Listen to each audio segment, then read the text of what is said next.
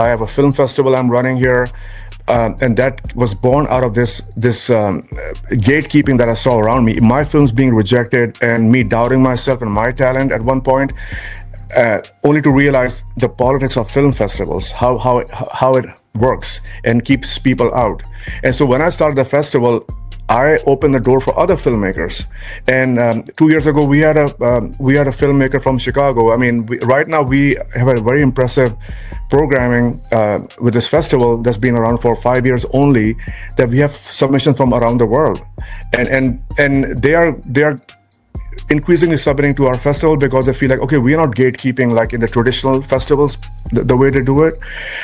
So again, leading by example and opening doors for other people. If God gives you an opportunity, you walk through the door. Don't close the door behind you. Let other folks in as well. And what I'm trying to do here in San Francisco Bay Area is that, okay, I don't have a seat at this table that these people have created, and they're jealously guarding it. They don't want anybody coming to that table. So I say, okay, then we bring our own table to this party.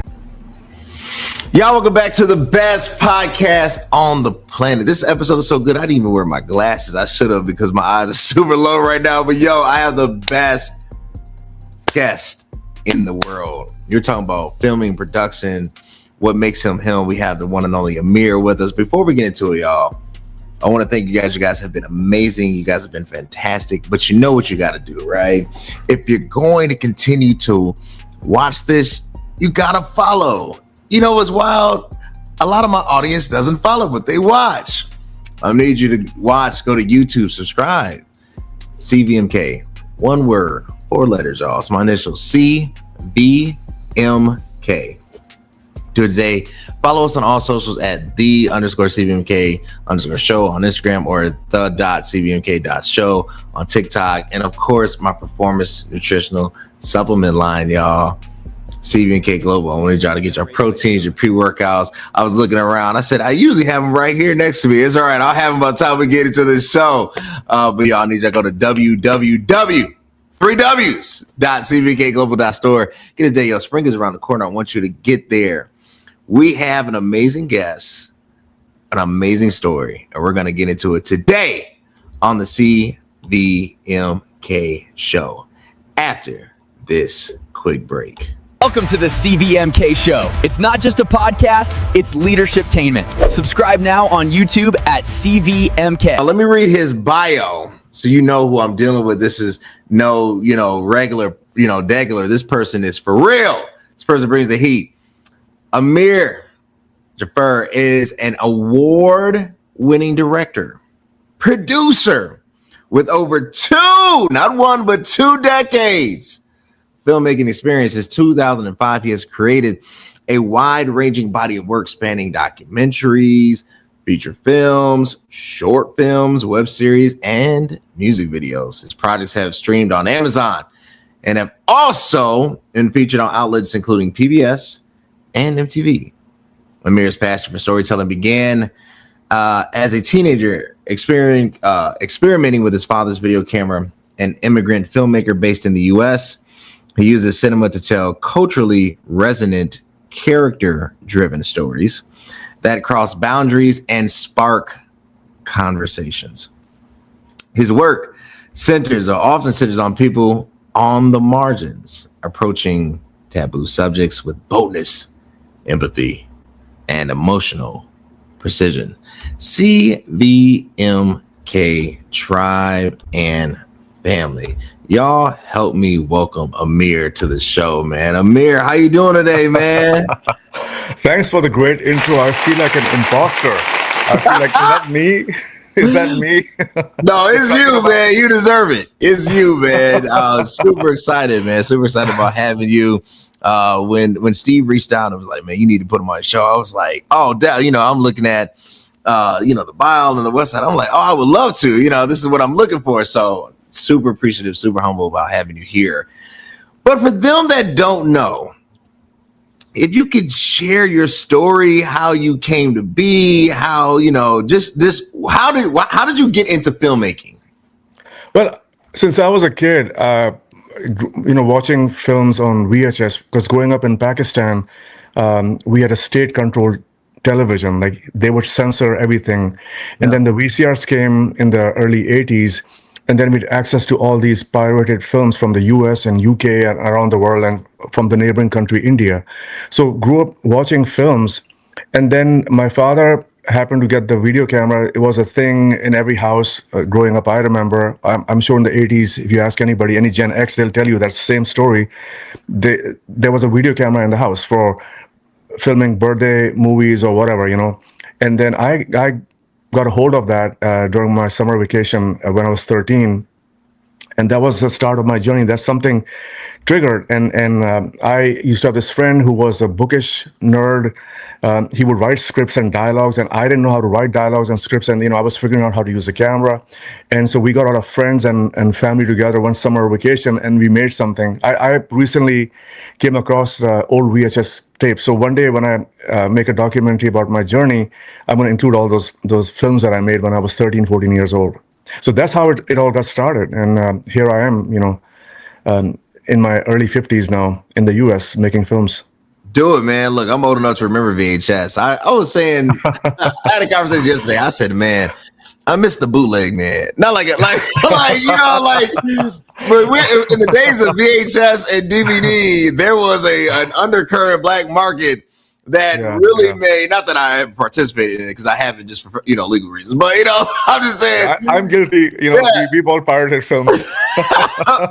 But it was such a drive, and a lot of times because you didn't have streaming services and you didn't have really platforms where you could get introduced to new talent or new avenues. This was the way that you found out about up and coming projects, right? It was through these channels.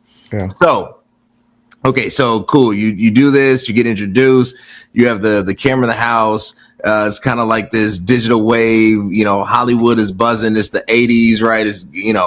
And then you start this venture and you're over here.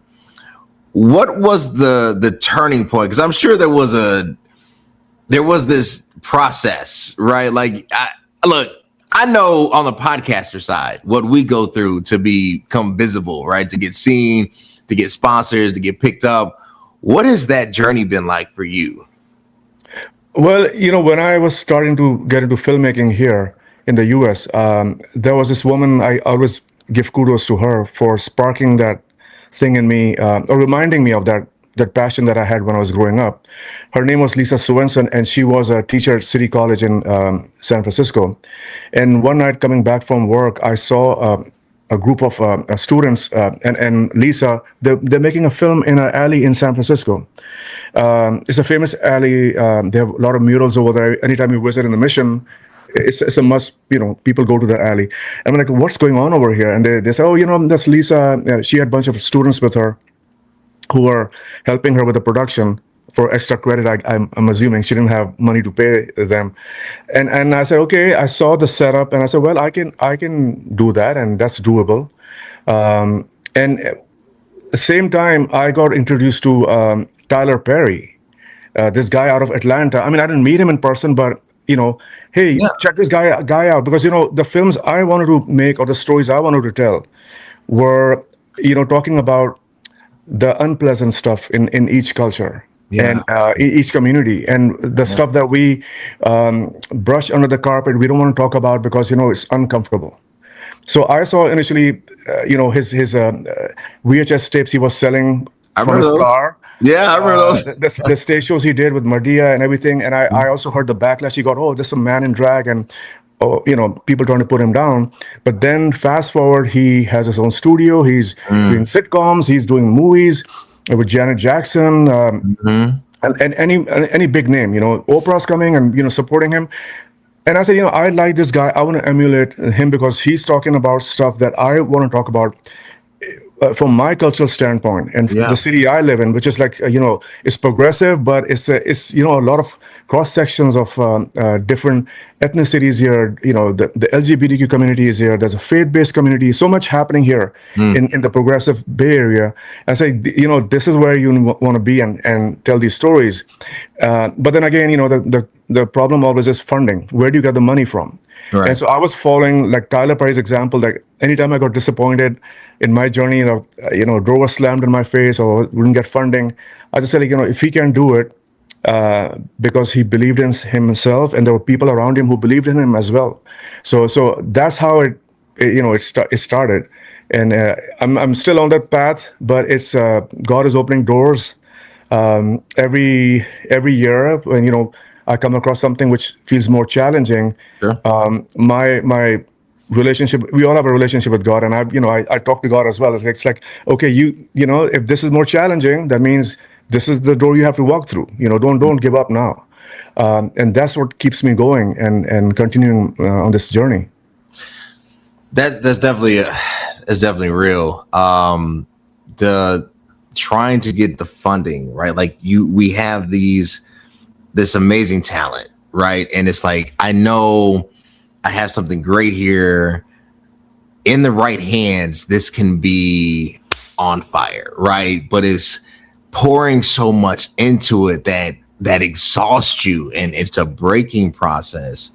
I totally resonate with that message, and I do think there's stories that have kind of been swept under the rug. I say this in content, everybody has a space. It really, well, in the world, period, but in content, definitely, right? Like, it's just, are we doing a good job investing in channels that actually provide that forum? So for me, right, and I'm interested because, I don't see, Hollywood is not, we always talk about diversity, but after watching BAFTA, I guess we're back in the 50s. Right. Oh my God. Yeah, I guess we're back in the 50s, right? So, yeah. Is that been a challenge? Like, like you said, you're from Pakistan. I don't know. I don't think, and I've said this, between Pakistan and India, you're talking about 3+ billion people, which is a third, almost a little bit larger, the world's population, that really have no visibility in this space. Why are we dropping the ball?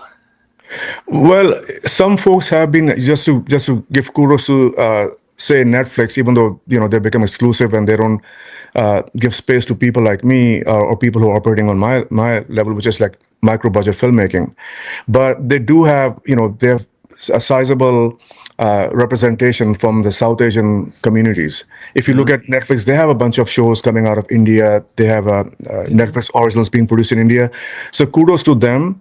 But Corey, I don't like to play the race card, but the facts are facts. Yeah. I had my first experience of racism here in the United States when I was studying at San Jose State, and I was living in the dorms. And I went to get pizza. It was like I was studying for my exam, my midterm exam, right? It was late in the night. Yeah. And, like students do, you walk out and you go to 7-Eleven, get some snacks to eat or whatnot. Yeah. And, the police standing out there, and I had started shaving my head at that time. So I was younger, and they thought, oh my, bald-headed guy at 2 a.m. and 7-Eleven, so something must be wrong, Anyway, so fast forward, I started noticing more profiling when I'm driving. This police car behind me. I moved to San Francisco. I had the same experience. They were trying to gentrify the Mission, which is a predominantly Hispanic Latino population living there, and all these fancy coffee shops moving in, and all the old businesses who were there for more than 3 or 4 decades, they were being pushed out. Right. And then the police come in, and then they start profiling people and making everybody who looks brown or black uncomfortable. Yeah. So unfortunately, that's the kind of climate we live in, and I don't know when that's going to change.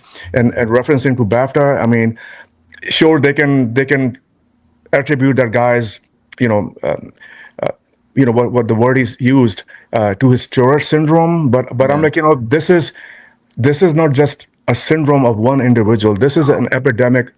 The more we see visibility of people like me and you, the more we see a backlash. We're seeing that at national level in our government, and all the way goes down to producers. Who's opening the door for who? Like, oh, this, that's tokenizing people. Yeah. Checking a box. Oh, we have a black person in a film. Oh, we have a South Asian person. Oh, we have an Asian person. But they're just checking the box for diversity's sake.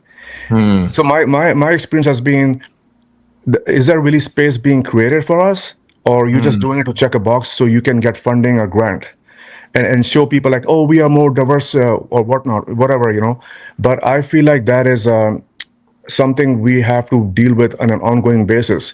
And case in point, I have, experience, exchange conversations with other filmmakers here, or people of color, African American, Asian American, and Hispanic folks who live here. I mean, everybody's been struggling with funding, but the common thread everybody has is that despite of our work, despite of having a resume that's impressive, like, oh, we've done so many films, whenever you go for funding, they treat you like you are a beginner. Like, I mean, what more you have to prove to people for getting funding? That, hey, look at my resume, I completed all these projects, they're streaming on Amazon, they're streaming here, they're streaming there.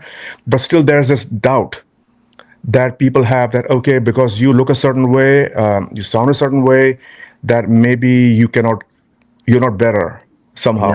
Yeah.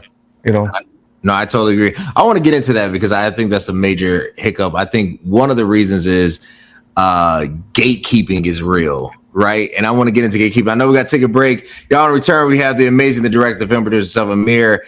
After a quick word from our sponsors.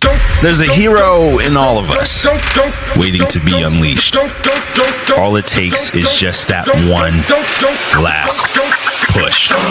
Activate the hero within with CVMK Global Supplements. All natural, steroid free, designed to enhance performance, build muscle, and increase energy. You are unstoppable. You can do this. Become your own hero at www.cvmkglobal.store.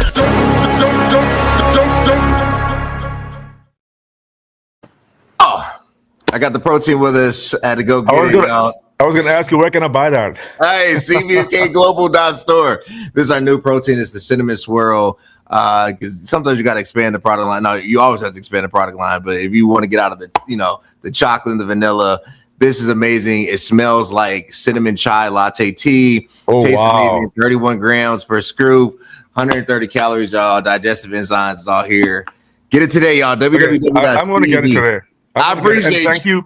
Thank you for introducing a different flavor. I'm sick and tired of strawberry, vanilla, and chocolate all the time. Anytime you go for a protein shake, it's like those are the flavors they have. Yeah, that's it. So we really invested a lot, and heavily in developing this. So y'all get it today, www.cvmkglobal.store. Use code CVMK for 20% off. So I want to talk about gatekeeping. I think one of the hardest. You're absolutely right in everything that you said. Funding, we can have the same resume, we can have the same qualifications, hit all the criteria, everything you've asked us to do, and yet it's like, but this isn't. I reached out to somebody, and they was like, it's not that your channel isn't good or anything. I just if you can get a bit more traction, and it's like, but then you hear stories, they will take Becky from Iowa and with 500 subscribers and give her all this support, like, oh, she's got $1 million. It's like, well, dang, I had the financial support. I don't have so I want to talk about gatekeeping because I think because this is a true and this is a constant, it can only be empowered if we're complicit. And this is something I was sharing with my wife. I said, the more I study it, the more I realize as terrible as, all the stuff that has happened, there was complicitness on both ends, right? Yeah. And whatever tragedy you want to pick out, right? Yeah. Whatever historical tragedy. So for you, right, has there been like blockers, like people that, from your community? And I know about me. Oh my God. Yeah. I mean, you're right about gatekeeping. It exists, and you're right about complicity, because what my issue with my folks is, and I say this speaking with I was having a conversation with my producer the other day. He's African American, by the way, he's from Chicago. And the gatekeeping And also, when somebody walks through the door opens for them a little bit. They don't like to hold the door for the people behind them. They're like, okay, I made it to the tables and screw everybody else behind me. I'm like, what's that about? Yeah. So my beef is with in my community. And to be honest, like I'm not saying I'm perfect, but Sure. honest to God, I mean, I'm leading with example here. I have a film festival I'm running here, and that was born out of this gatekeeping that I saw around me. My films being rejected, and me doubting myself and my talent at one point, only to realize the politics of film festivals, how it works and keeps people out. And so when I started the festival, I opened the door for other filmmakers. And 2 years ago, we had a filmmaker from Chicago. I mean, right now we have a very impressive programming with this festival that's been around for 5 years only. That we have submissions from around the world, and they are increasingly submitting to our festival because they feel like, okay, we are not gatekeeping like in the traditional festivals, the way they do it. So again, leading by example and opening doors for other people. If God gives you an opportunity, you walk through the door. Don't close the door behind you.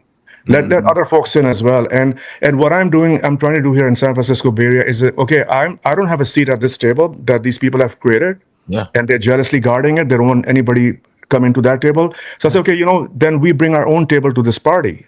We don't say, oh, because there's no seat at the table, where am I going to sit? Well, I'm sorry, screw them. I mean, we got to make our own. We got to pave our own path. So my philosophy right now, and I tell young people who seek my advice, like, hey, man, what advice would you want to give me? I'm starting filmmaking, or I'm starting as an actor. I say, give it a best shot. But at the end of the day, remember there's a game. This is a game. And if you play by their rules, you're going to be in. But if you're an outsider, if you like to rattle the cage, you want to talk about uncomfortable stuff through your storytelling or the roles you want to take as an actor, you don't be surprised if you don't find any seat at the table. No, that is absolutely true. You talk about creating your own table, because the truth of the matter is, and you're right, you can be invited to the party if you play the game. But if you do that, you will never be an equal. You will be a pet, right? Yeah. I just can't deal with being a pet, right? Like I really want to be me. I think one of the challenges is there isn't, for whatever reason, we haven't connected the dots. And what I mean by that, things are happening in silos, but Chicago can't do it by itself, right? San Fran can't do it by itself. Atlanta can't do it by itself. If we created the hub, right, and the capital so that we could, create the platforms, create the new Netflix. Because my thing is this too, even with that, like I think to myself, like, man, nobody really is challenging. I mean, yeah, you have some subscriptions, you have Hulu and Disney, but they're kind of the big boys that just kind of copycatting it. But there's really no challenger in the space, right? Yeah. There's no like, oh no, we want to watch, whatever. This is the new kind of wave, and because of that, we don't have the awareness that we're trying to have, right? So my question for you is, as a producer, as a director, as a creator, obviously you're going to keep running the business, but at what point, or what do we need to do now that shifts the narrative to like, now we have this vehicle? Because we have, like you said, we have the outliers, we have the Tyler Perrys, we have the oh my God, I'm thinking of a girl that created the HBO Insecure, but they of themselves don't have enough power to really turn the ship. What is the next step that we need to do? There are some streaming platforms coming out that are specifically targeting micro budget filmmaking and giving them an opportunity. Okay. At one point in the beginning, when Amazon started streaming, I know now they become a big, entity that people don't like because their involvement in politics and the way they treat their employees. but they kept a back door open for indie filmmakers like myself to allow us to keep our, to release our work on their platform, and that got a significant boost. I mean, I'm sitting here and people know me a little bit in the Bay Area because I got some of my projects out there on Amazon and PBS and all that. But there's so many other filmmakers who don't have that opportunity. So the next step to answer your question would be to do exactly what you're suggesting. We come up with our own platform, and kind of model like the BET model when they started their channel, that the services like, hey, this is specifically for the African American community, and then they also open the doors for brown people and people of color. So I think we got to do same thing with the streaming platform. Like we say, okay, if you are a person of color and you're talking about your lived experiences in your communities, then you're welcome to show your work here. That's true. That'd probably be a fire platform. So for you, we talk about the work. So I want to get into the film aspect of it, right? There's a lot, and I think because we don't have voices like you that are really resonating, there's just, to me, a lack of creativity in the space. Even some of our rom-coms, they just feel very repeatable, right? like and it's hard because it's like, oh, I know the twist, I know, like, it's just not. The other thing is too, is there an absence of Hollywood talent or acting talent, or is there a lack of using other talent? It's a lack of using other talent, because I honestly, as an indie filmmaker, I can we can sit here for another hour and I can name names, and I can share links with you of the films that come to our festival from these filmmakers, from all the way from 20-year all the way to 50, 60-year-olds who are making these films on a micro budget. So there's no lack of talent. I disagree with if anybody says, oh, there's lack of talent.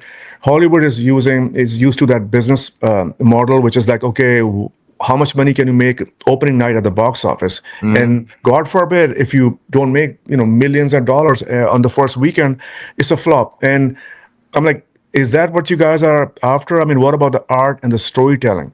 So anytime you look at the Oscar season, of course, you have the regular big budget films, but lately you've been looking at all these awards, including BAFTAs.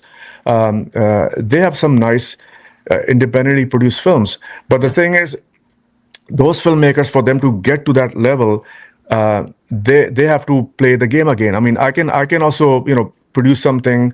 I've produced a lot of stuff that is like worthy of those platforms, but the thing is, the gatekeeping will prevent you from doing that. Case in point, Aurora, the film that won Best Oscar last year, by Sean, I'm forgetting his name, Sean Baker, I believe, the filmmaker.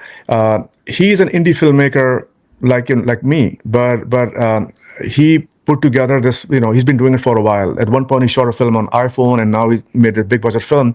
But guess what? He had to spend twice as much the cost of the film for Oscar campaign.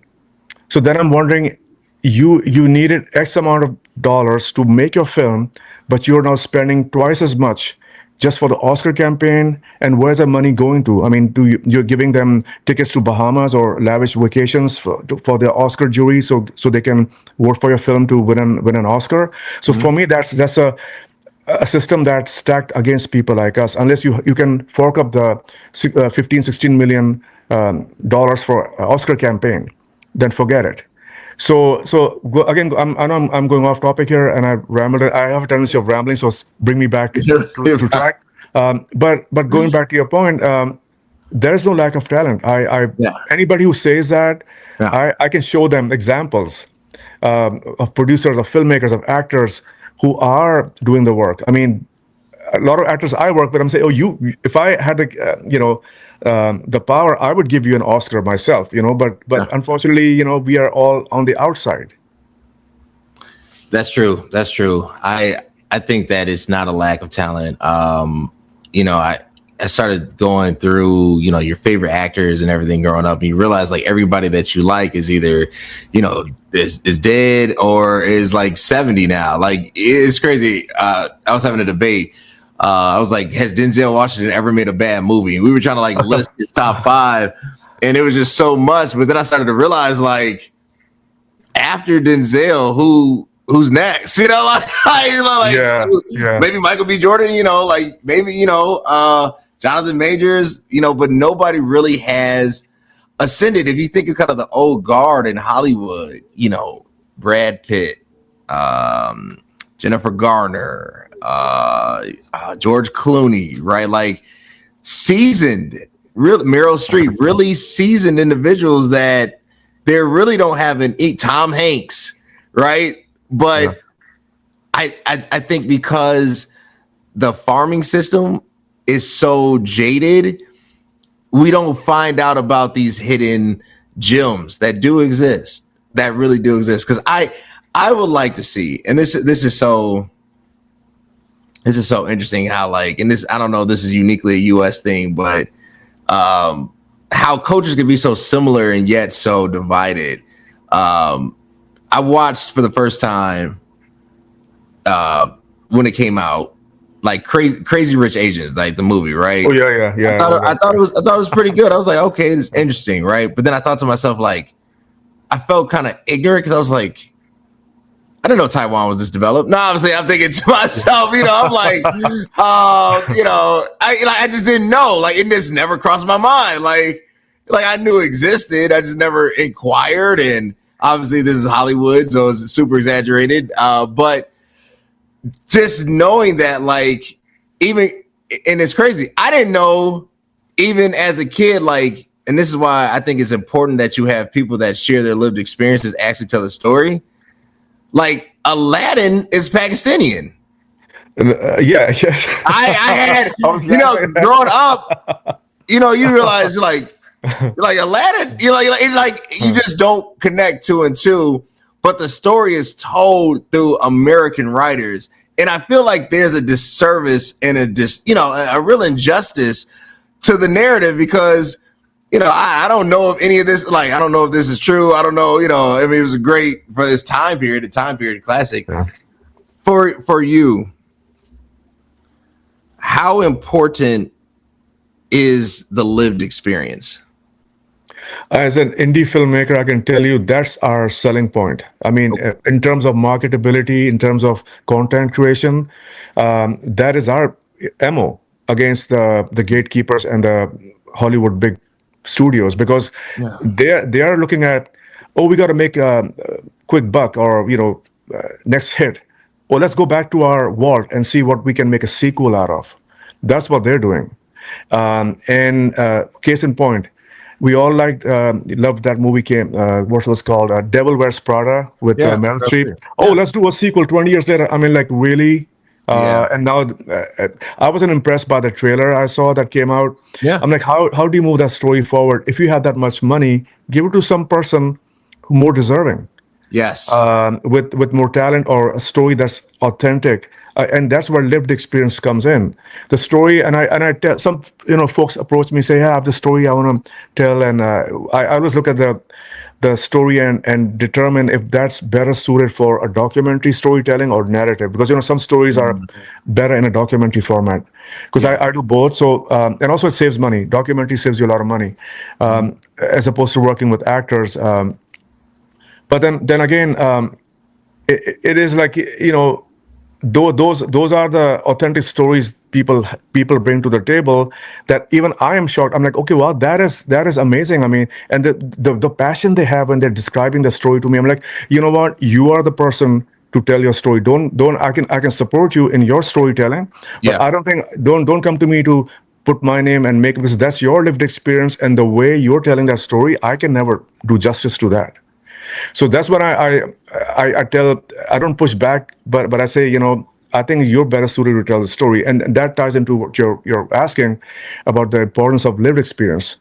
Actors do research for certain characters. You ask an actor to play an unhoused person or homeless person. Yeah, of course they have to like do their research and get into the character. Yeah, but if somebody comes to me saying, hey, I want to tell the story about how it's like to be unhoused, unless I spend a significant amount of time doing my research, being in the shoes of those folks, And there are different reasons why they're unhoused. It's not one reason, because the media portrays them as, they're all lazy or they're drug addicts. It's more complex than that. So I've had those exchanges with folks, and that's one of the things I think indie filmmaking, we have the finger on the pulse of our communities. We know what's happening in our communities. Folks in Hollywood or studios, they will only come to us if they want to exploit us and make a quick buck out of it. But other than that, I think indie filmmakers, we got to take our power back. And we got to say, you know what, this is a story of my community, and I'm going to reach out to the community and tell the story. And that's what sort of I've been doing in the last 2 decades. It's true. All right. I know we got to take a quick break, but I want to get into the role of AI. Look, AI has changed. I saw right before, we jumped on for this, somebody posted and said this filmmaker made a whole, they're calling it Oscar worth. I mean, there's no way to say that, but film basically off of the Spanish Inquisition and, the 1500s. And it's all AI generated. And, I'm looking, but you can tell it's AI. I'm not saying that the lighting, the scene, the sequence, the fighting and everything wasn't historically accurate, but it just felt like there was missing human beings, right? So I want to talk about how is AI impacting the industry after this quick break. On the days I need mental clarity and peak physical performance, Superpower by CVMK Global is my to-go. It supports me whether I'm flowing through yoga, pushing heavy in the gym, or striking hard at boxing or Muay Thai. No matter how I combine training, this pre-workout keeps me energized and consistent, feeling locked in and unstoppable. Superpower always delivers. Clean energy, no crash. A non-negotiable for those days I'm pushing extra hard. What are you waiting for? Try it and let me know how it works for you.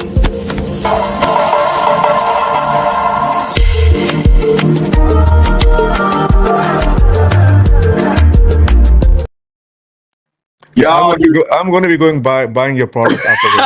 I appreciate it. Y'all do not start a workout without Superpower. The whole product line, as a founder of this performance nutritional company, I have invested so much to make sure that I can address the need and the worry and the feel that people have when exercising and what they want to reflect in their health and their body. I'm telling you, it's a game changer. Go to www.cvmkglobal.store. Superpower is a pre-workout for you. Okay, so AI has some good things about it. I'm not anti-AI by any stretch of the imagination, but I am cautious of, are we going too far? And what I mean by that, like, AI is great. It comes to, answering email, questions that you don't have time to do the research.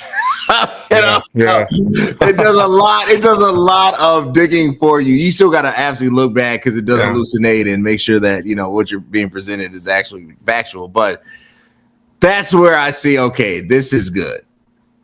But where I see it can become unhinged is altering perception. And the problem with, particularly like in filming, and granted, I'm not a filmmaker, I create content, but I wouldn't put that in the same category, is the job of the filmmaker is to create a parallel universe so that you can understand the story and be captured by the audience and leave with its resonating effect.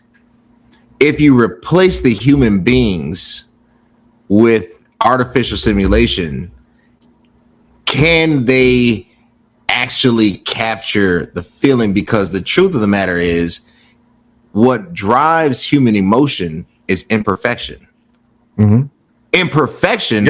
I said this. I was like, the greatness of God is that he uses imperfection. That doesn't make sense. Mathematically, you can't use something perfect to come across a perfect equation. Like, that just doesn't add up. So with the add-on of AI now, and I was listening to Matt Damon, he talked about it on Joe Rogan's podcast. He said because of that, the budgets have gotten smaller because we need less CGI because it's doing it automatically. He said, but the pushback is it authentic? and can it really capture the mind? So for you, right, like, you know, as an indie filmmaker, you know, you have, you know, your set budget, and I'm sure you have your tools, and you know, when you reach out and connect with your production team, they have their tools. But what do you stay away from? Like, what do you say, like, hey, ethically, I don't think AI should be doing this? So I personally would draw the line when it comes to actors. Case in point, I was having a chat with an actress I worked on my series that's going to be coming out in a couple of months, God willing, on Amazon and Apple. It's called Marriage Material. And I've been working with this actress for the last 6-7 years and multiple projects. She's very talented. And she goes to me because I posted something on my Instagram, you know, series coming out soon. So I'm just building up the buzz and releasing some of the scenes. And she goes to me, I'm so critical of my work and I don't like it. I say, you know what? We all are. When I'm looking at the footage I shoot or I edit, and I always think in post-production, man, maybe I could have framed it differently. Maybe I could have, you know, directed better. Maybe I could have told the actor to do it this way. But going back to what you're saying, the art and imperfection, it's a very interesting marriage. If you want perfection, you know, to me, that's, I don't know. I mean, going back to your point about seeing those AI created actors, I mean, they cannot emote the way an actor does. On a set, I can tell an actor to give me 3 different variations of the same thing, and they'll do it. Some people will argue, hey, AI can do the same thing, but I have to disagree with that. The human emotion is different than an AI expressed emotion. Maybe AI is going to get better and better. It's going to look real. It's already looking amazing. In the last couple of years, it's been out.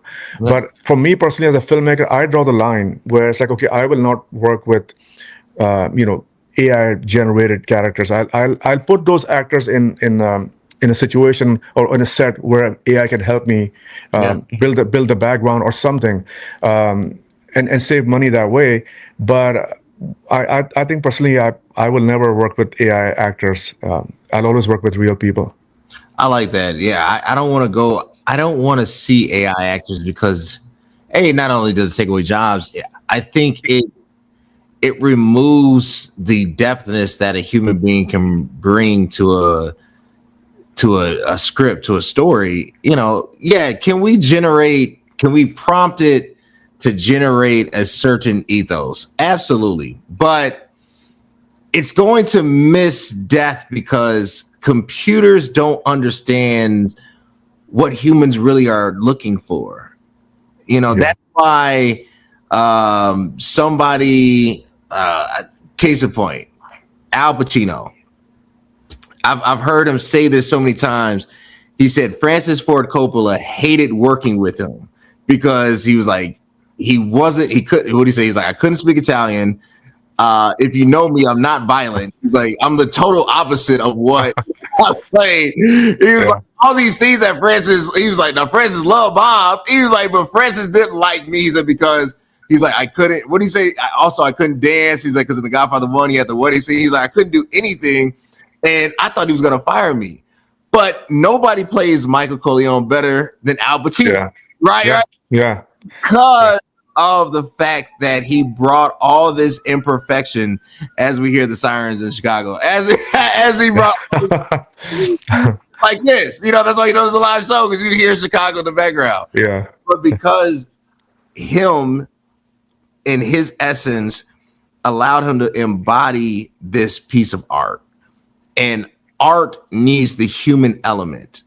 CGI, artificial intelligence alone, cannot capture the human spirit, and the human spirit is life. Like it's life, right? And so I totally agree. So in moving that, is there temptation to maybe, like, you know, edit scripts, like, you know, because like if Paramount came to you tomorrow and was like, all right, look, I'm gonna give you, or MGM, they're a big studio, right? MGM was like, Amir, I'm gonna give you $100 million. But you know, I want 30% of the script written by AI or AI assisted, and I want a 90% AI cast. How tempting is that? You know, So here's the thing. I always go back to the example of Leni Riefenstahl, the German filmmaker, the female filmmaker during the Nazi regime in Germany. Yeah, I'm not talking about Jesse Owens. So She captured him. yeah, so Yeah. so the thing is, there's an ongoing debate and never dies. I think it's going to continue as long as we are alive as well. That did she look the other way to the Holocaust or what was happening to the Jewish folks and the gay and lesbian folks at that time in Nazi Germany? Yeah. To further her career, because hey, I mean, as a woman at that time, you're getting funding from the state saying, hey, make a documentary, make a movie, and she's getting to live her dream as a filmmaker, right? But now looking back on her career. Not only was she divisive, but I think she's left a tainted legacy. So as a filmmaker, I don't want that legacy attached to my, because how long are we going to live? I mean, Yeah. I'm 54 right now. How long? Maybe 20 years, maybe more, 30 years. Then one day I die, and then people will say, oh, this is the guy who talked the big game and all this stuff, and then he compromised. And I think that's where we gotta draw the line with integrity. And I have faith in this thing, Cody. I mean, everybody has, their own experience with God and religion and whatnot, and some experiences that you had. And my experiences tell me my journey has been long. It's not been a overnight thing. This is my 21st year in this field that now I'm getting to be sitting, in front of you on your podcast and doing interviews with you and Steven and others. 21 years it took me here, and I had to learn my lessons along the way. Every filmmaker's journey, every artist's journey is different. It's not going to be the same. Some people may get lucky early on, but I had to learn some lessons along the way that God wanted to teach me and refine me to come to this point. So now my thing is, okay, I'm in my early 50s. I'm building my legacy now. So Paramount can come to me or whatever. There's certain things they know that this guy is going to not make compromises on that. Because I don't want to be another Leni Riefenstahl after I'm dead. People saying, "Oh, this guy, he's sold out." Yeah. Or Amazon came to him, and they offered him that much money, and he's like, "Oh, sure, I'll do whatever you ask me." It's just something we all got to make choices. Yeah. And I think most of the time, especially in this industry, we get too much into the present. Oh, now I want to make it big so I can show those people, look at it, but at the end of the day, your success, I strongly believe you can work hard as much as you want, but the day God chooses, you're going to be ahead of everybody else. Nobody can stop you that day. This is my faith. I like that.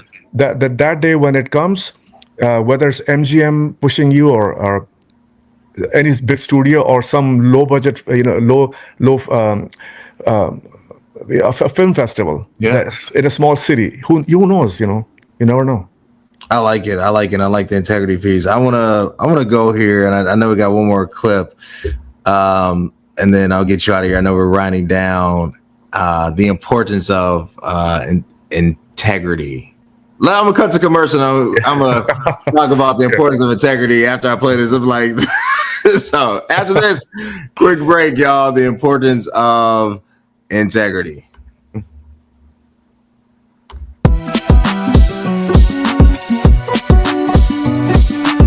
This is my body. Fitness to me means putting your health first. Men want a big butt, but yes, for me, this is my lower body. I always do creatine if anything. I like.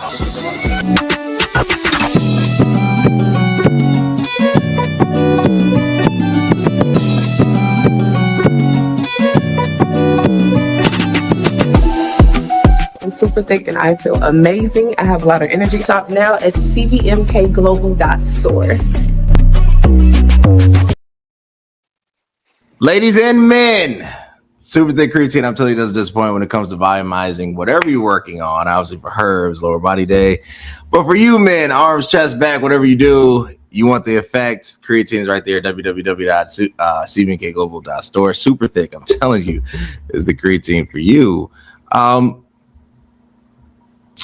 Speaking of that, so, and it kind of brought me up, integrity is huge. I was even thinking about this when that content piece was being made.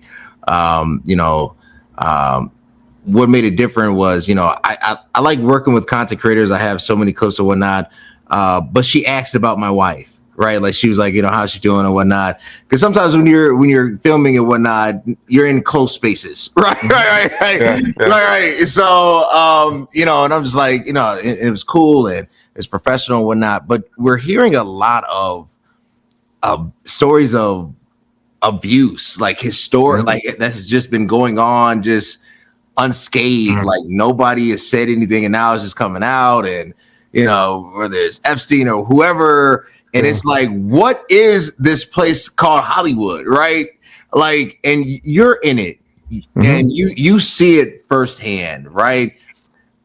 Is it true? Like, is this stuff true, or is it just another story trying to get people's attention? What really is that world like? It is. I mean, I don't operate on that level, but even in the level I'm operating at, there's been stories of casting couches. There have been stories of abuse that happen on set, or there's been stories like that come to me. So one of the things I've been pushing for since I got started is that I tell my crew, I say, I don't know what your religious or spiritual practice is, but to me personally, the set that I'm working on, to me, that's sacred ground. And the reason I say that, because I'm blessed that every morning I wake up as a filmmaker, every night I go to bed as a filmmaker. It's not my day. I don't have a different day job. I'm not working at a bank or something else. This is what God has blessed me with.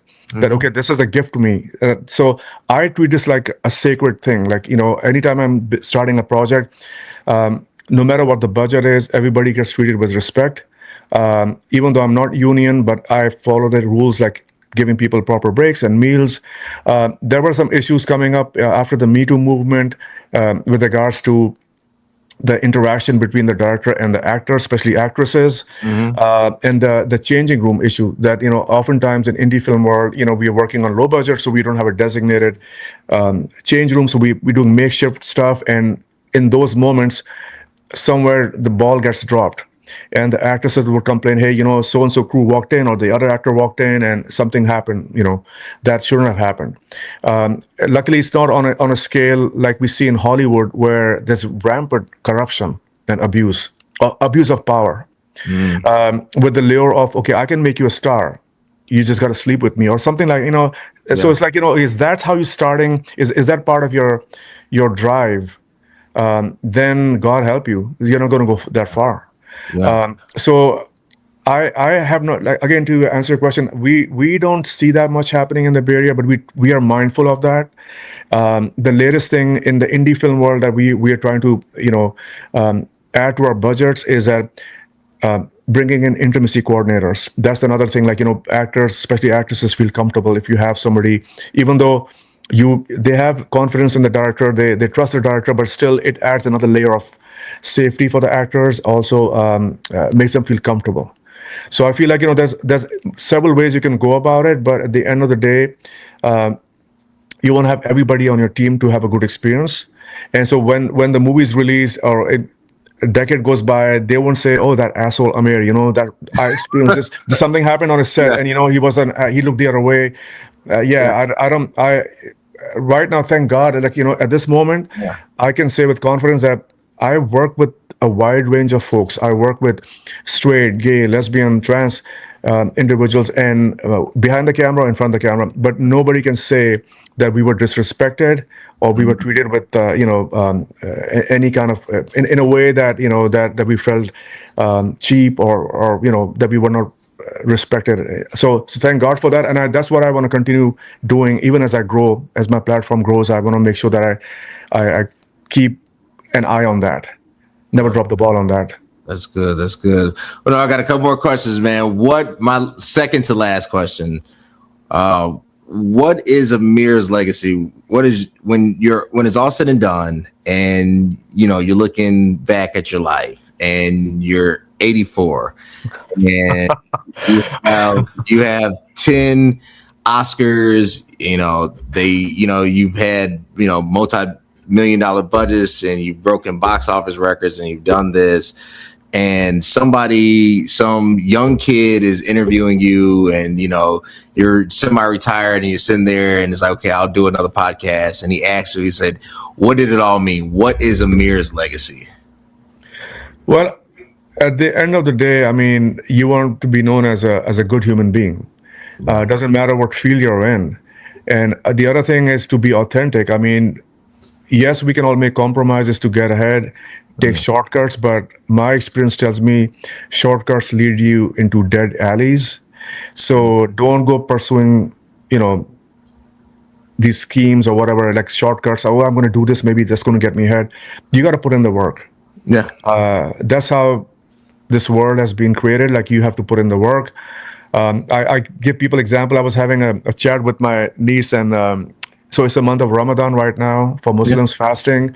So my one of my nieces is reading the Quran right now, and she's asking me. There's a chapter called Mary. It's about Virgin Mary, and so we're having a discussion about why does God put people in situations like this, and then you have to work hard. So Virgin Mary is carrying the Holy Spirit, but when she gets hungry, she's asked to shake the tree with the dates on it. She had to put in the work for the dates to fall and for her to nourish her body. So God could have said, hey, you're carrying the Holy Spirit, I can just send angel Gabriel or something with food for you, right? But that's not how things work. So you gotta put in the work. If that can happen to the Virgin Mary, that she has to strive and work hard for something, and at the same time people said nasty things about her.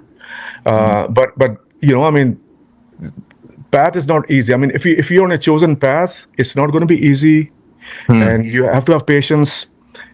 Never lose sight of your goal. Keep your integrity, and then don't take shortcuts. So that's what I hope I inspire people with when they talk about me, how my journey has been. They say, okay, look at this guy. I mean, he didn't take any shortcuts. It took him a long time to get here, but he didn't make any compromises. So that's what I hope that people remember me by. I like it. And then my last question, if you could see anybody on this show that you personally know and you can introduce me to, who would it be and why? So basically, if I recommend somebody to you, is that what? Yes, and who would you refer to? Be like, and I know this person. So there's this producer I'm working with. He is originally from Chicago. I got introduced to him as an actor because he wanted to get into acting, and my series is streaming on Amazon. I'm doing a shameless plugin right now called Strings Attached. Do it. And his name is Jonathan Corey Williams. So he was acting, and then he said to me, hey, I need to step behind the camera. And right now he has 3 kids, small kids. And he's helping me with production for my next project, which Steven is also part of, by the way, called Between Places. Excuse me. And so it's like, I mean, this guy is dedicated. He's raising 3 young kids. At the same time, he's taking time for meetings, and he's doing his own work. And he made a film based on his lived experience called Burden of Rep. So, how representation is about representation and why it matters. It's a short film he made. He got a lot of awards. So I would love to see him on your show. And he's originally from Chicago. So I think there's a lot in common. You can talk about, sports teams and, restaurants and all that stuff. Get him on here. You got an open invite, my man. I appreciate this. Look, Amir, you have been absolutely, perfect, fantastic. I'm so appreciative you've been on here and just, sharing that. And shout out to Steve making this connection. Obviously, when you're in your zone and you're in your lane, sometimes you want other people that necessarily aren't in it but are adjacent to hear you out and see where you can collab on. And I'm super appreciative, and I'm gonna hold you to it. I'm looking for that protein purchase. I was looking to buying a creatine powder, and I said, "Well, you guys also have creatine, so I'm going. I'm looking to it. I'm gonna look for it. I'm seeing that order come through. I'm like, hey, I ain't seen it yet. But no, you've been fantastic, man. And these stories need to be seen, heard, and felt, because the truth of the matter is, I always say that truth will rise, right? So it's just like, I believe it, and it's so funny. I was telling somebody, I was like, as a Christian, as a believer, I don't like the Christian content that's being put out, because I think it's not historically accurate, and I think it's so sterile and whitewashed, you know, and it's not true. Like I was watching the story. No, and I think the plot is good and not trying to diss, but I was watching Dave, the House of David. I'm just like, oh, I'm a big fan of that. I saw the second season last week. Yeah. And I was like, it's good acting, but I'm like, how is this story taking place in the Middle East and nobody is of color? And I'm like, I mean, besides that, even biblically speaking, I mean, there's so many. They take a lot of creative liberties with that. Yes, and more so with the. I'm sure you've seen Gods and Kings, which was for me it was a remake of the Ten Commandments. Yeah, but I mean, I am a huge fan of that director, but I was like, man, you took several creative liberties with yes, a lot of stuff that was happening, the parting of the Red Sea and other things. I'm like, wait a minute, so people can do that? I mean, and that was the biggest disappointment for me when I watched that film. No, I agree. I think what's happening, because if you're not in, and I hate to say it like this, when you're not connected to that, you're going to misinterpret and tell the wrong story. You know? Yeah. And I'm just being disappointed. I'm like, man, so David killed, I'm looking at the Philistines, and I'm like, these are all what we would call modern day Gaza Palestinians, like this is all in this region, North Africa. And I'm like, ain't any of us in here. I was like, isn't that funny? So no shot to tell the truth, but Amir, you have been absolutely fantastic. Y'all, if you want to keep seeing podcasts like we have today, you know what you got to do? Subscribe to YouTube, 1 word, 4 letters, CVMK, www.cmkglobal.store, where it goes down. Hit all the socials up. Follow us today. And until next time, guys, thanks. Thanks for watching. Subscribe now for more amazing content.